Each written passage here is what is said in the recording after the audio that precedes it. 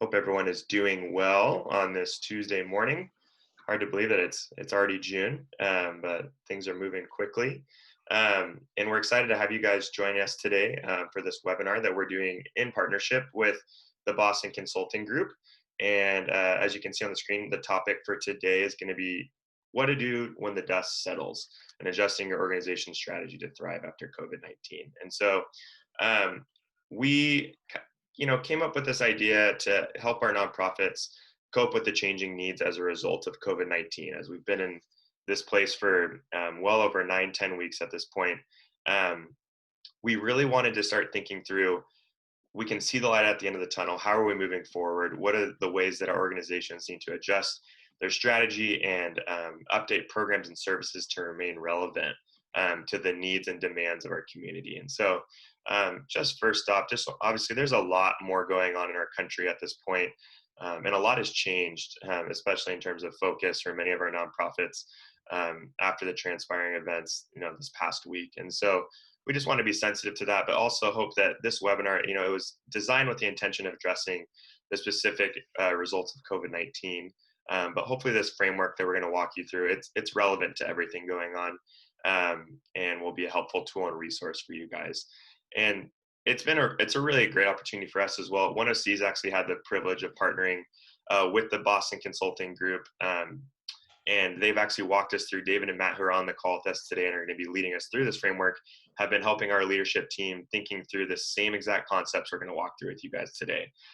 So thinking through how we're adapting our services and our offerings to meet the changing needs of our nonprofit clients, and assessing what are our customers' needs, how have they changed, and how can we best serve to meet the changing demand, and then think through ways to go to market with those services and with these new offerings. And so we're really excited to walk through, and as we get forward, I'll let Matt and David introduce themselves and share a little bit more about the Boston Consulting Group. But these guys are top notch, and we're really just thankful that they've taken the time to prep this presentation and also take an hour or two out of their day to walk us through this.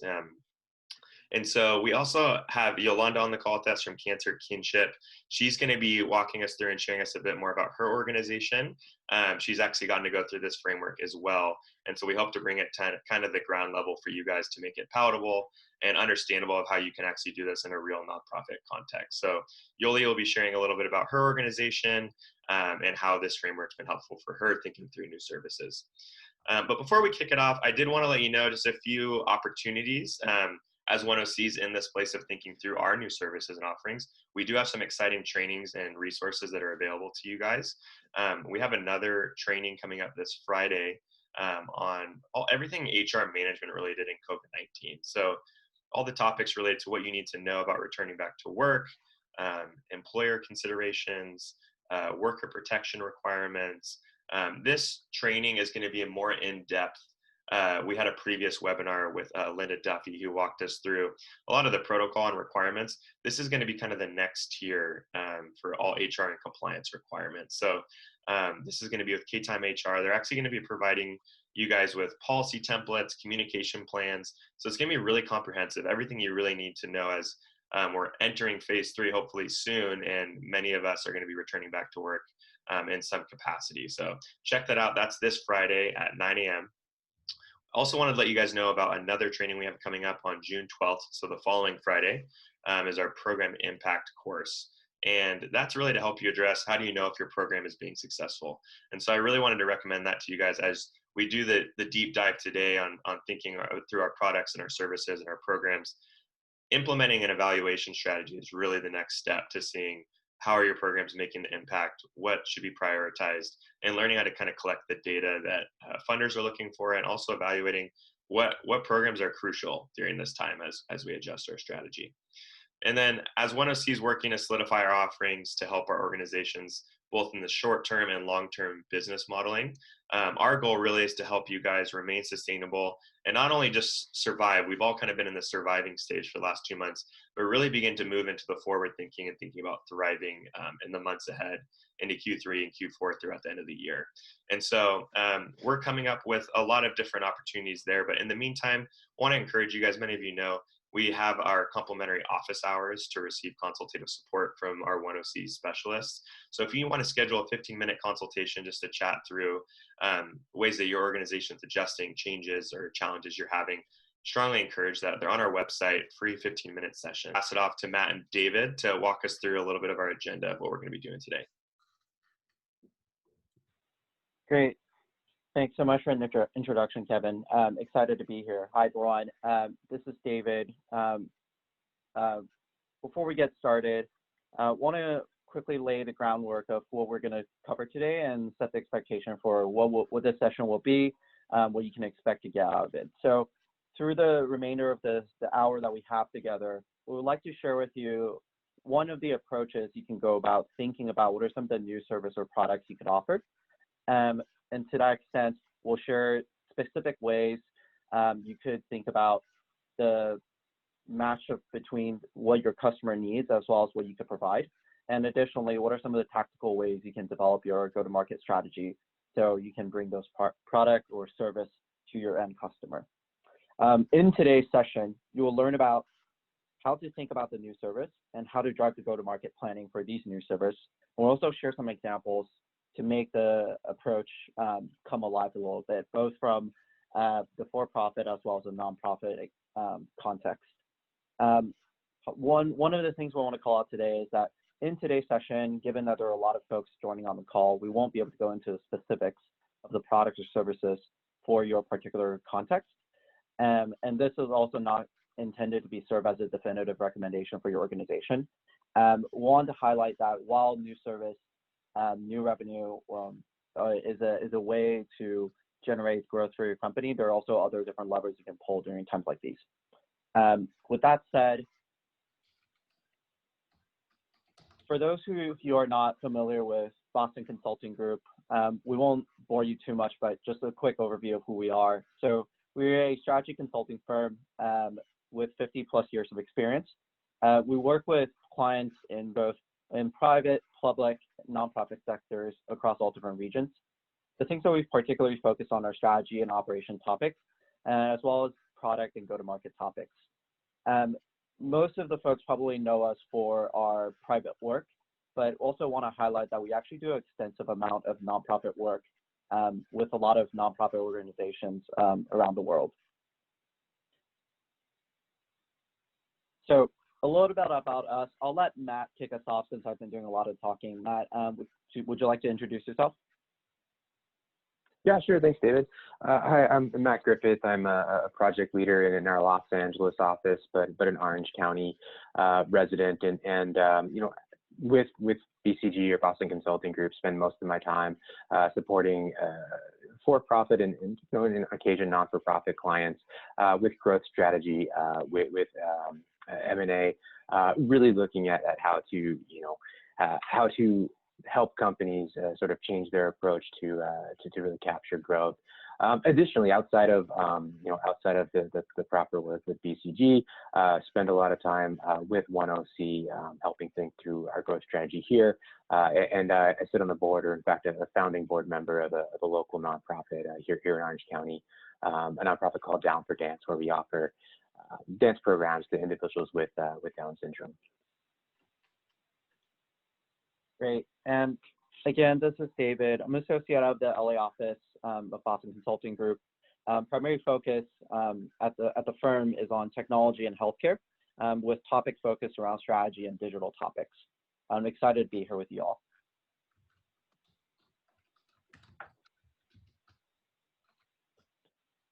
Great. So if we think about what we're really trying to cover today, and in light of changes that are happening in the world, in the customers that you serve, in your ability to serve due to COVID, and that was the original design of this nonprofit here, but also very much thinking about more recent events in George Floyd protests, and everything that's going along with this is not the aim of today's session, but certainly some of these I think learnings and strategies can be applied here. So what do we think about what do we think are some of the biggest levers that we have when trying to change our approach or trying to respond to some massive shift in sort of the ecosystem that we work. There's two big levers that we like to think about. One is the product response, that is how does we change our product or our offering, right?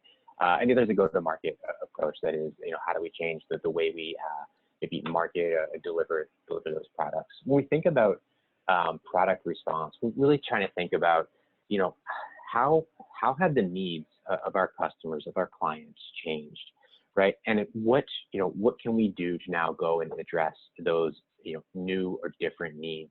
And perhaps some of the needs have also remained the same. And then at the same time, we have to think about, well, what can we offer? Just because our customers' needs have changed, it doesn't mean that we're actually well situated to offer some service to go and meet those needs. And really, we're going to talk about the intersection of those, and that's where I think there's a lot of opportunity to create new products, to create new services, create new offerings, but also to adapt and to modify some of the existing product and service offerings. Then the other approach, and I should hope that the product response approach, sounds largely intuitive to most folks, and it should be, right? It really should be a intuitive way to think about this, and hopefully bring a little bit of structure. The other approach here is the go-to-market approach, and I think this is actually a really, really important lever that's maybe sometimes overlooked, but it can be just as powerful, right? So we think about the go-to-market approach. We think about how can we change the way we market or the way we message a product or a service to make sure that we're really targeting or capturing the needs of that client base. Do we have to think about the change in the channel of delivery or sale of the product? Obviously, anything pre-COVID that was delivered in person, like really you need to rethink about how to deliver that.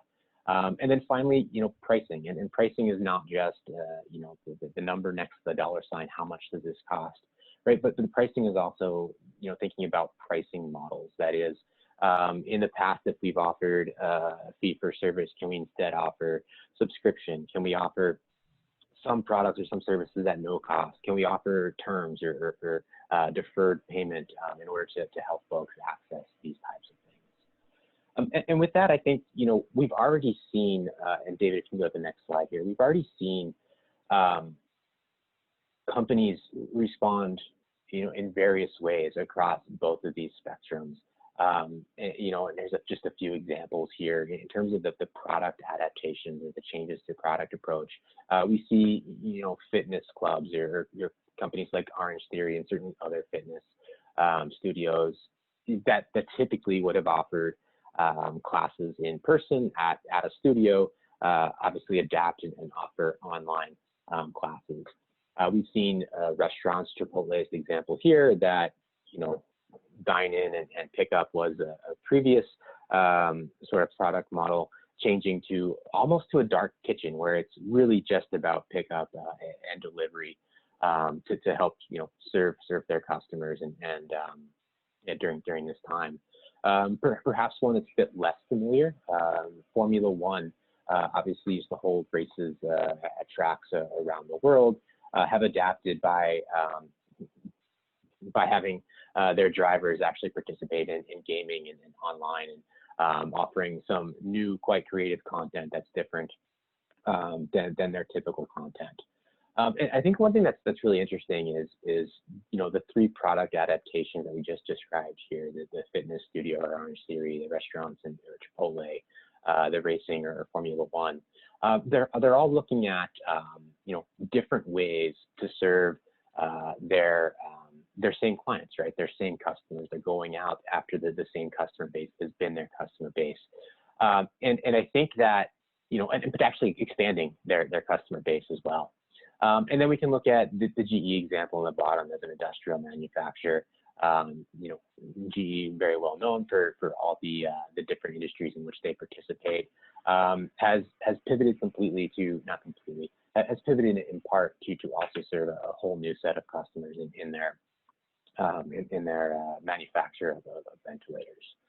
So some things to think about in terms of the products here. There's some real tangible examples. And again, I hope this is I hope this is intuitive. I hope it makes sense. I think you can see a product, you can see how that product has changed, and you kind of grasp it pretty, pretty readily.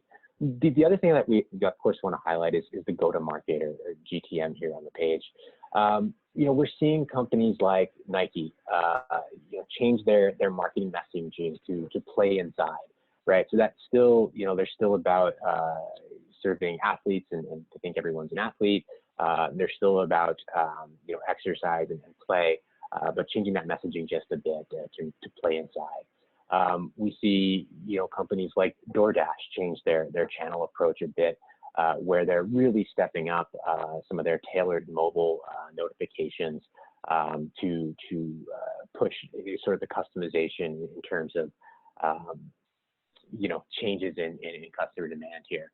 And then, of course, there's also plenty of examples of modifications in the pricing approach. So Headspace offering their app for free to the unemployed population. So like a very dramatic change in their approach to pricing here, right? And then of course Cisco manufactures say server and internet equipment, offering very, very favorable terms to their customers to make sure their customers can still access the equipment, the technology that they need there.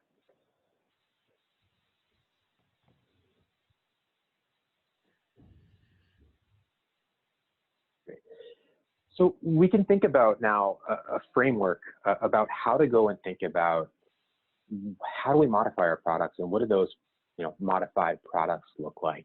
And David and Yoli will walk through an example of what this looks like with an actual nonprofit in just a few minutes. But I wanted to spend a few minutes to lay out the framework here. And the approach that we'll propose is first really identifying the unique needs of our customers and our clients. So how, what are the starting point needs of our customers and clients? That is why are we here to serve them? And then how have those needs changed in the face of COVID? And also, depending on the populations that you serve in the face of even some of the more recent incidences here.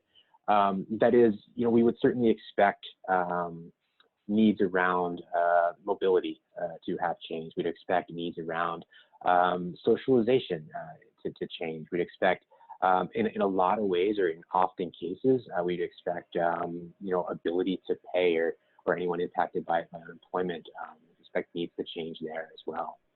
And then the second thing, and we would really want to consider is for any given organization, for my organization, what are we really good at? What are our core capabilities today? Those core capabilities will certainly show up in the products that you offer. They'll certainly show up in the things that you already do day to day.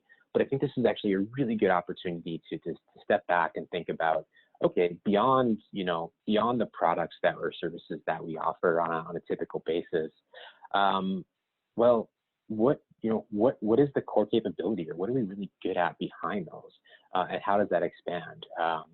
If we're good at offering, and I'll use ONEOC as an example here, if we're good at offering maybe back office services, what are really the underlying kind of capabilities? And it's the accounting capabilities, and it's the HR capabilities, and it's all these these underlying capabilities that are really, really powerful behind that.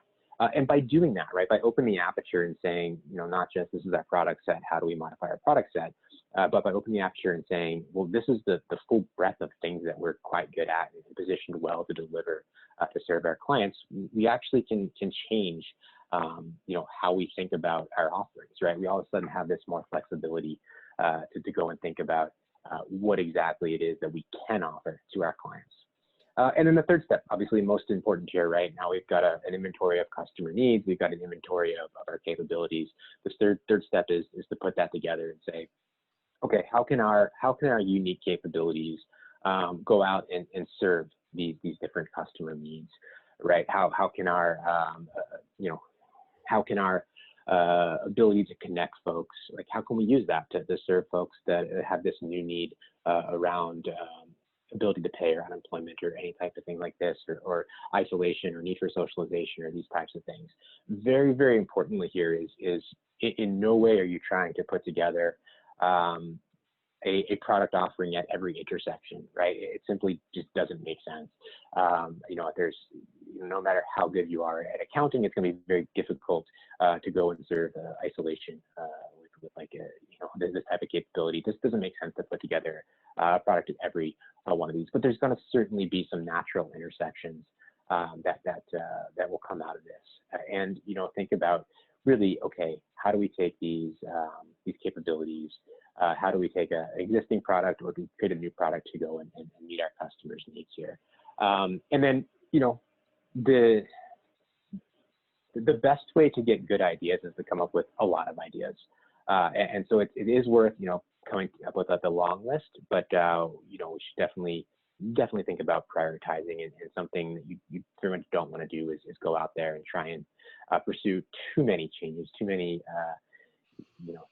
different product adaptations all at once. Okay, so that's the product approach. I think just as importantly is this go-to-market approach, right? So we say go-to-market, and what do we really think about? We think about, of course, marketing. Marketing is marketing messaging. What are the messaging we want to deliver? And also, the channels in which to deliver those messages. We think about the sales channel, and also, the delivery channel of the product or service itself.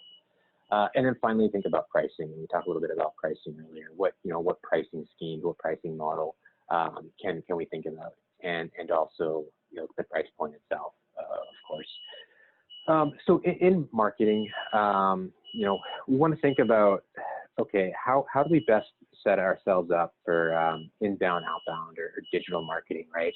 What is that messaging, and how does that messaging change and adapt, again, to those customer needs that we talked about in the sales channel? I think we have to be very cognizant of, when sales or delivery was happening in person previous to this, how do we think about, modifying that so it's, either safe to deliver in person, or are there other channels in which we can still connect, perhaps one-on-one, perhaps, or still connect in order to deliver those sales.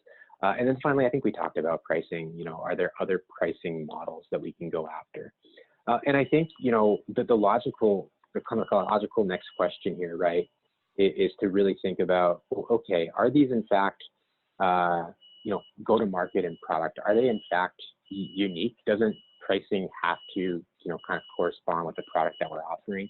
And yeah, it absolutely should. It absolutely should be considered together.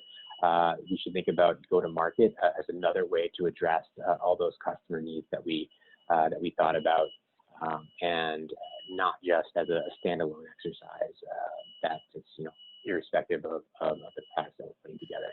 So very, very important to consider this in together with the product offering. And I think with that, David, we're going to walk through an example of putting some of this to work. Yes, absolutely. So thanks, Matt, for the introduction to the framework. We're gonna, in the next section, we would like to walk you through a real life example, actually, from Cancer Kinship. And Yoli, who's on the line, was kind enough to support us in developing what it could look like for a nonprofit organization. So Yoli, why don't you give an introduction to all the folks on the line of what is Cancer Kinship and what you guys are doing? Sure. So I'm the executive director and founder of Cancer Kinship. We are fairly new. We're only about a year and a half old, and we are fiscally sponsored by 1OC. The organization was founded by me because of my own personal experience with cancer. I'm a 12-year breast cancer survivor, and was really touched by cancer in various ways through my own family, going through cancer and losing my mom and sister. But what really impacted me was my own personal mentorship experience and serving as a patient mentor for the last 10 years. So when I founded the organization, I did some extensive research on cancer survivorship issues. and learned about the gaps specifically around the emotional needs of cancer patients and survivors. And so our nonprofit really addresses the mental health challenges and the emotional challenges of cancer patients and survivors. So when COVID hit, we were hit as an organization because we're fairly new and we rely on donations, and kind of like we were growing, and we were in the growing phase, and we're rolling out programs. So we'll talk more about what happened during the next couple slides and examples. But yeah, we are still operating fully functional online. We shifted all of our programs online, and we're moving forward.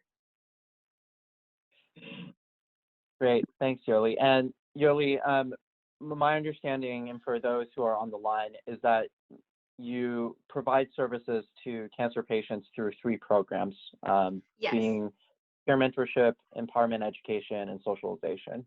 Exactly. And the 4th area that we also focus on is resource connections.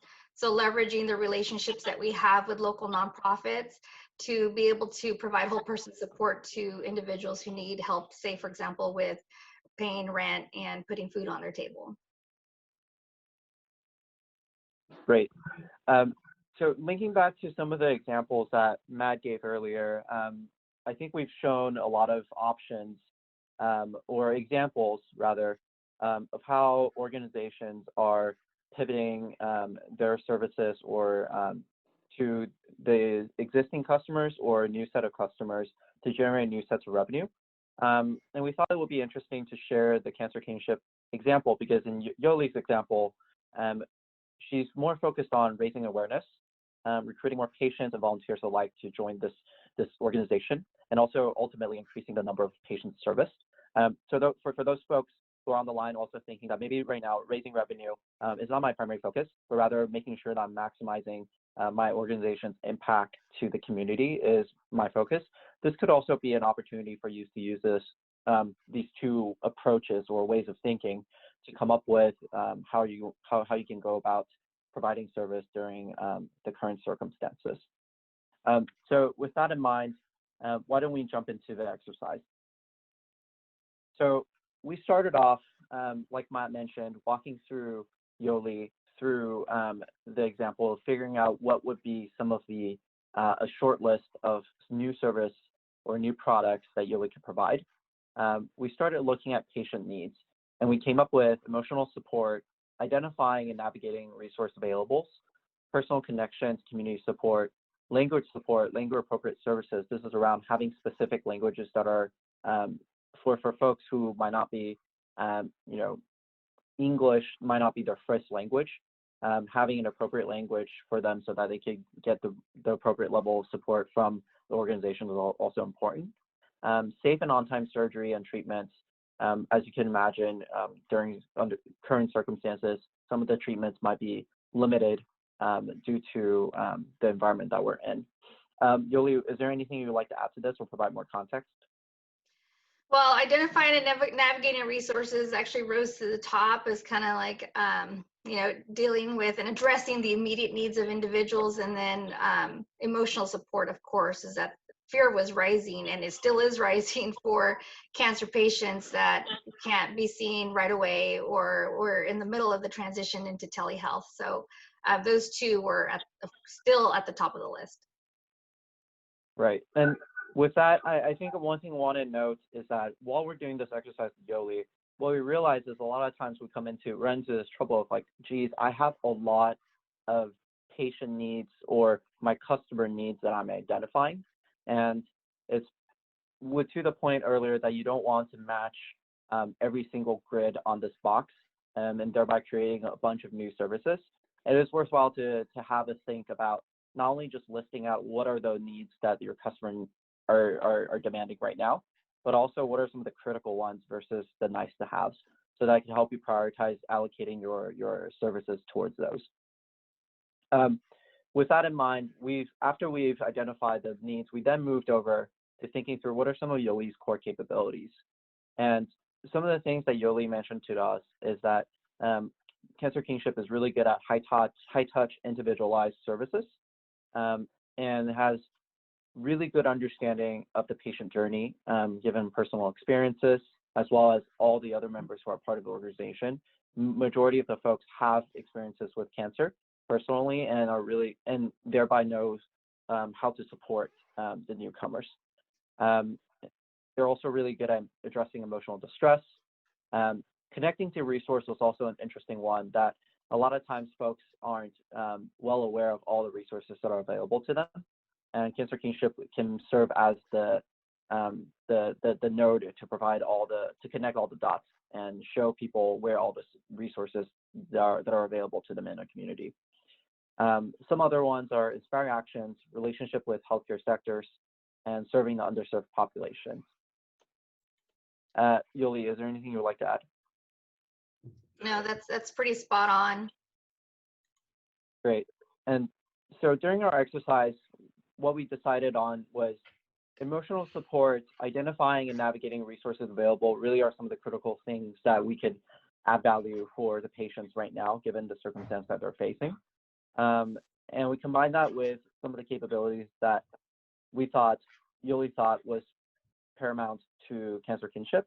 Yeah. And therefore, we focus on the top left-hand side of the box, and we came up with 3 different services. The first is individualized survey to assess patient mental health needs. What this does is basically a survey that individuals could fill out, and through that survey, you'll be able to be provided with mental health needs that are appropriate to you. The second one is providing access to personalized care resources. So this is identifying the need to have resources available, and also a high touch and individualized capability. Cancer Kinship is able to provide access to a more personalized care resource. And then the last one is wellness goal and planning tool during patient intake.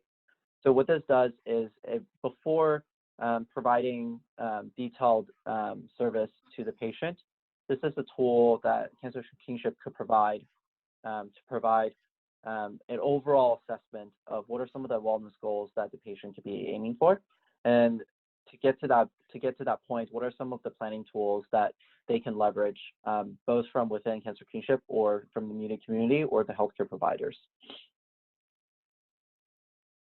I do want to share really quickly. Yeah. Sorry, David. Yeah, sure. I do want to share very quickly that these tools that David just shared, the 3 tools, are actually tools that were already in development over the last year and a half. So it isn't anything that we all of a sudden came up with these surveys, but we were at a point where we were going to introduce the tools right when COVID hit. So we wanted to be mindful that, you know, it's a very challenging time for cancer patients and survivors right now. So we had to rethink our approach on how to introduce the tools, but also leverage it and use it as a way for us to be able to provide mental health referrals for patients based on what the survey outcomes were, and also use it as a way for us to measure the impact of our organization and our programs. Great. Thank you for that, Yoli. Yeah, so you'll see in more detail in the next slide what are some of the specific exercises we go through to make these 3 existing in development services that Yoli are developing, context specific for COVID. But we wanted to show you what a thought exercise could be like to derive these 3 services by using the mapping of patient needs to your own core capability. So given that Yoli's focus is around not so much around driving revenue, but rather on increasing the number of patients served and growing the base of the patients and the volunteers in her organization, we've placed our focus on thinking through what are some of the marketing and sales channels that Yoli could focus on, in specific on the 3rd example that we mentioned earlier on wellness goals and planning tool. So the left-hand side, this is something that you're probably familiar with from what Matt showed earlier. It talks about the tools and the ways you can think about marketing and sales channel. And if we look at marketing first, when we ask Yoli, what are some of the messages you want to convey, and what are some of the awareness that you want to drive to for folks to get engaged with this. In this case, not purchase, but get engaged with the service. We really came out with 3 points. The first one is around that patient support typically improves with having patient support improves your patient outcome. And the second one is that Cancer Kinship fills the unmet needs in the treatment and surviving journey. And lastly is that the staff and the volunteers all have personal experiences with survivorship. And so not only we can tailor the service, but this also provides emotional support, knowing that there's a light at the end of the tunnel. And so with that in mind, we're able to craft a specific message for marketing. Yoli, is there anything you'd like to add?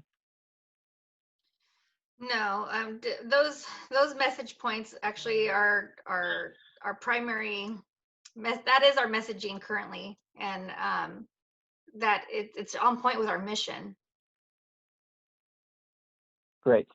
So also one thing to important to note with that is that while marketing messages should be context specific for COVID context, it is also important to keep in mind of what is the mission, the vision or the mission statement of your own organization. So while making it context specific for COVID, you don't deviate away from the original mission statement for your organization, which I think is also paramount.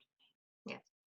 So having gone through marketing, the sales channels was an area we actually spend quite an amount of time on, thinking through what are some of the challenges related to COVID, social distancing, inability to provide in-person support, things like this, when then informed our sales channels for near-term and mid-term.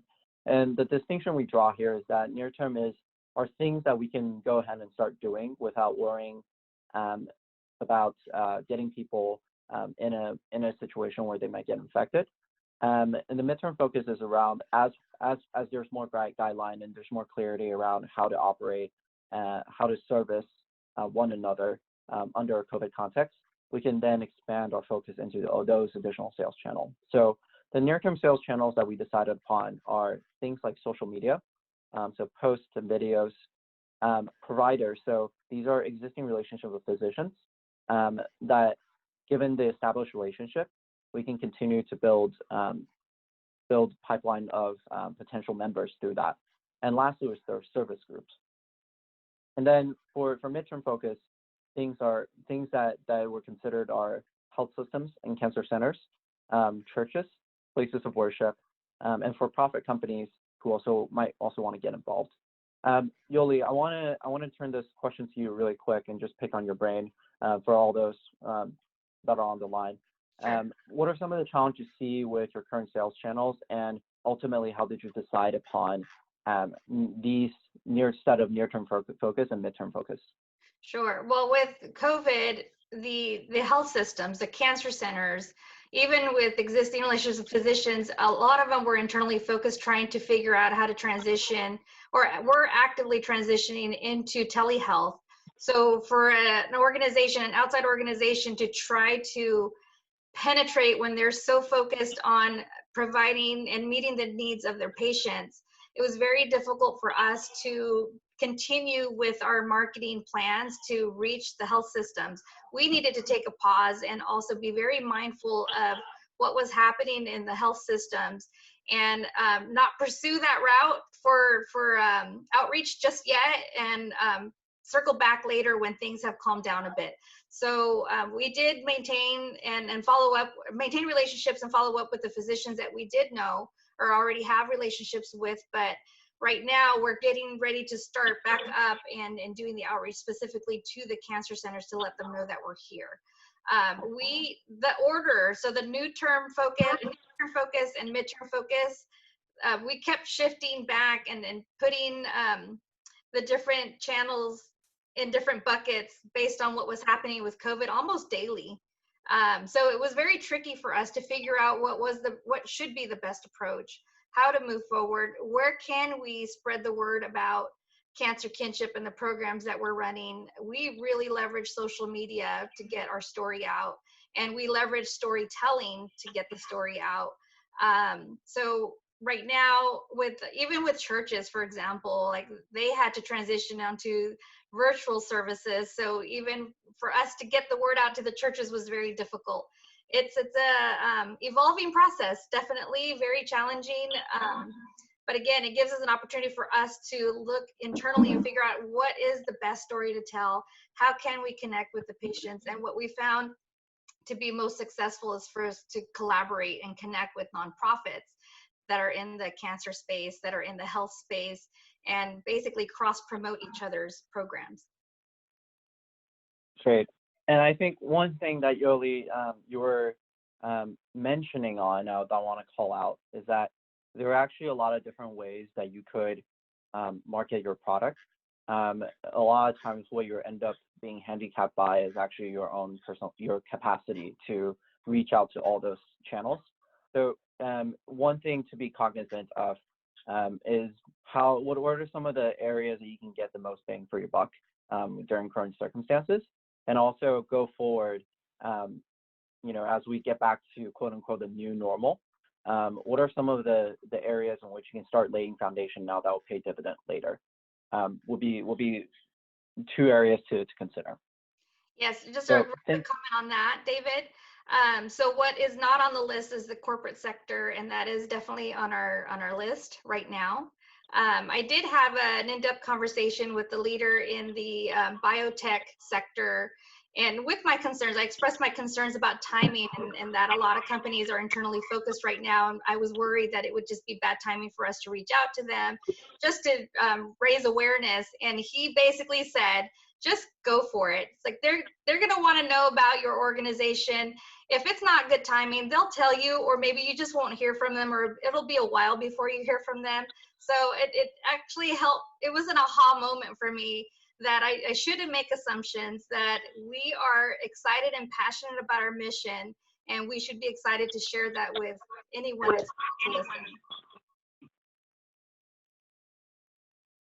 Great point. Thank you for that.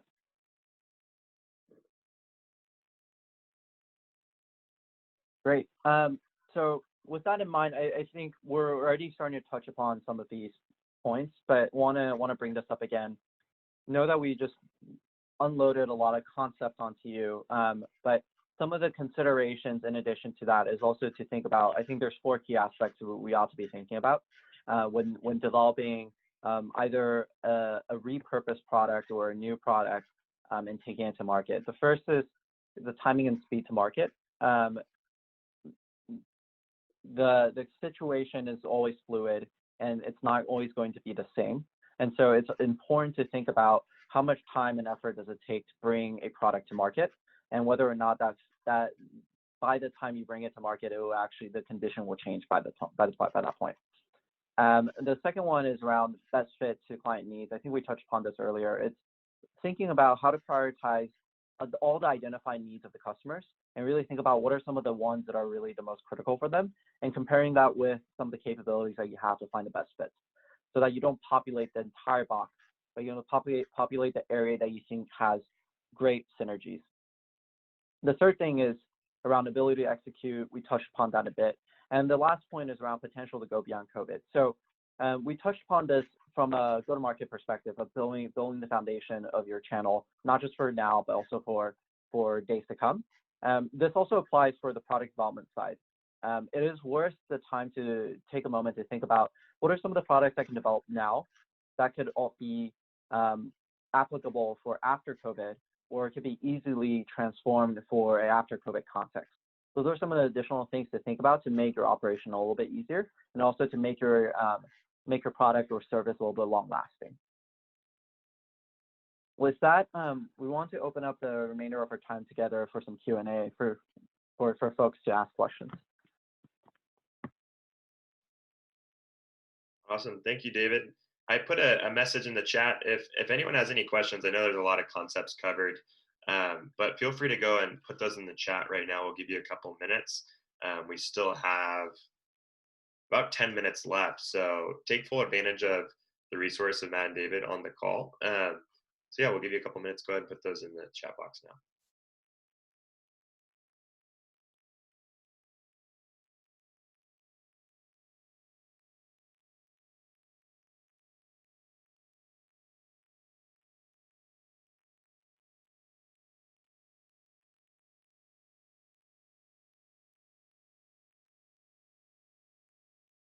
I wanted to share briefly on the something that was listed on the previous slide about ability to execute.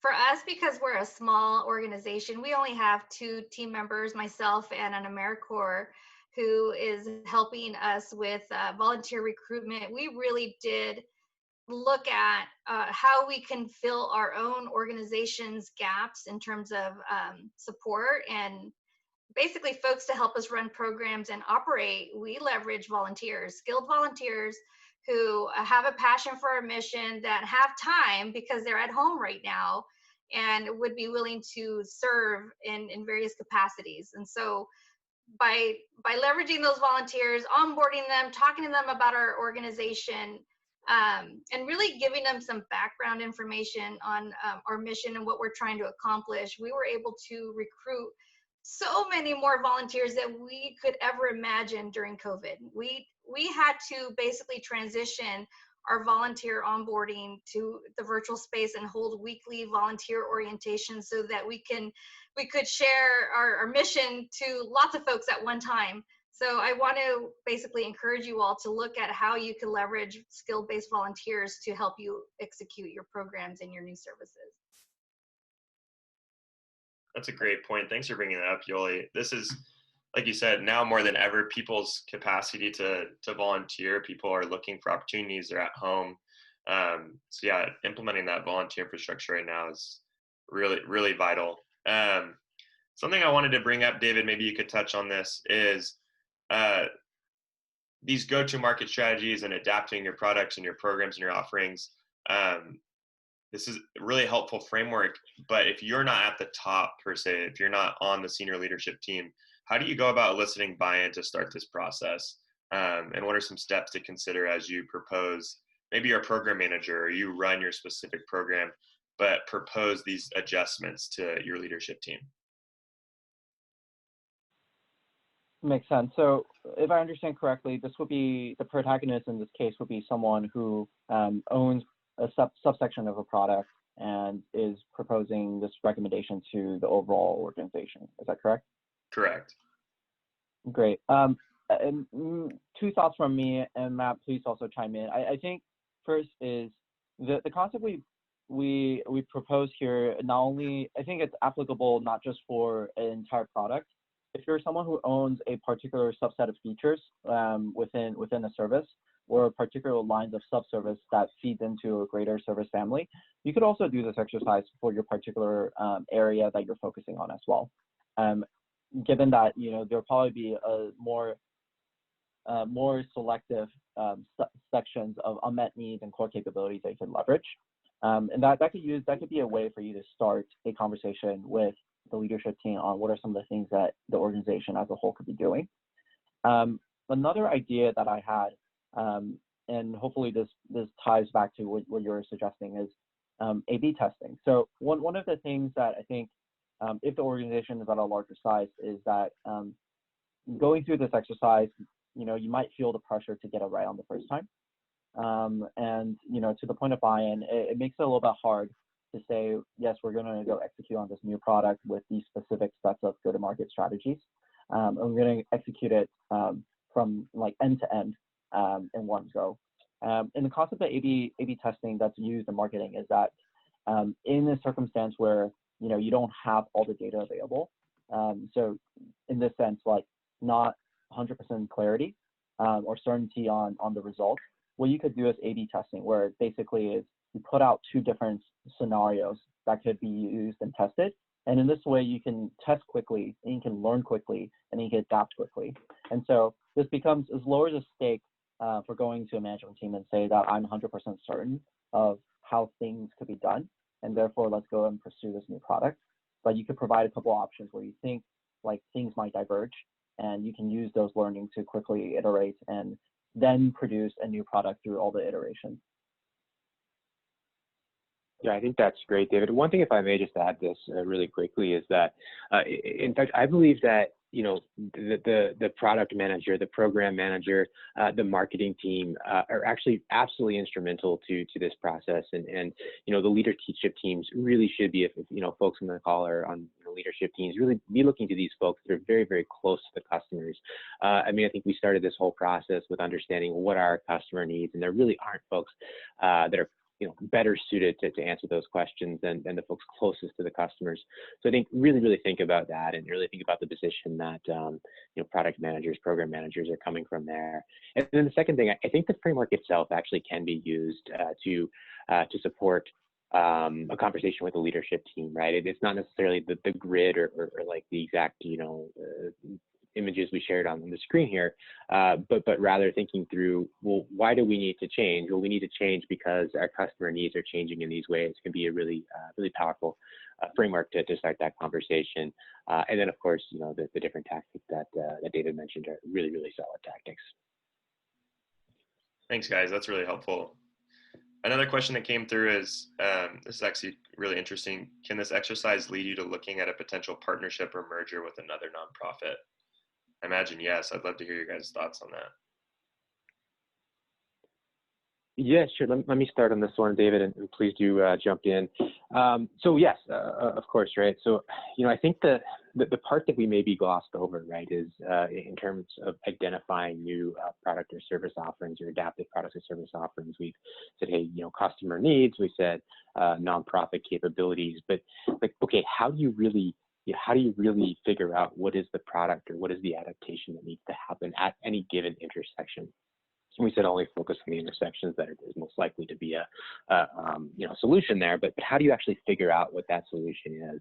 And I think that there really is just brainstorming at that exercise or at those intersections. It comes down to just understanding, what are the possibilities here? And certainly there's techniques for brainstorming different specific solutions, and would encourage you to use those. But absolutely the answer to solving one of those intersections very much could be that we need to go out and partner or merge or acquire all these different things with another nonprofit. The one other thing I'd also consider is that on the sort of the horizontal axis of that framework that we laid out, if you can squarely check the box against the capabilities needed to go in and deliver, then maybe the merger's a little bit or the partnership's a little bit less necessary, at least from a product delivery capability. There could be other reasons. But if you're saying, hey, there's a bit of a gap in our capabilities or our ability to deliver some of these things, then yeah, that begs the question, well, how do we fill that gap? And certainly one way to fill that gap is with a partnership. Yeah, and the other thing I would add is beyond just thinking through, what are some of the critical customer needs I really want to fill that my core capability doesn't, and therefore want to pursue a partnership or merger. The other thing to think about is the time aspect. So a potential partnership could probably make sense from a shorter timeline perspective, versus a merger might take you a little bit longer. You also need to think through, is it really worth a merger to fulfill this particular customer need on not just for COVID, but also beyond. That's a great point, David, because you mentioned that earlier as well. Is the customer need going to be sustained in the amount of time it takes you to develop that new core capability or that new product offering? So it sounds, if I'm understanding correctly, it sounds like that partnership can be a way to accelerate that process in getting those goods, products, and services to the client or the customer quickly. Absolutely. Awesome. Well, that looks like the end of the questions and the Q&A. I'll go ahead and give people kind of a last shout out if you want to add a couple questions in. But I just wanted to thank you guys, Matt and David. Thank you so much for taking the time and all the work you're helping us with at 10C, and for jumping on this call today and all the preparation you did to make this available to our members and to our nonprofits in Orange County. We're greatly thankful. And so for all those that are on the call, we'll go ahead and be sending this out. As David mentioned, we covered a lot. And if you want to go through the framework again and look at the slides, I'll be sending a recording of this out to everyone that was on the call, as well as those that registered. So with that, I'm going to go ahead and close us off. Thank you, Matt and David. And if you have any questions, I'll include my email and other details regarding some of the trainings I mentioned at the beginning and other resources that 1OC is providing. But with that, thank you everyone that joined, and hope you guys stay healthy and well.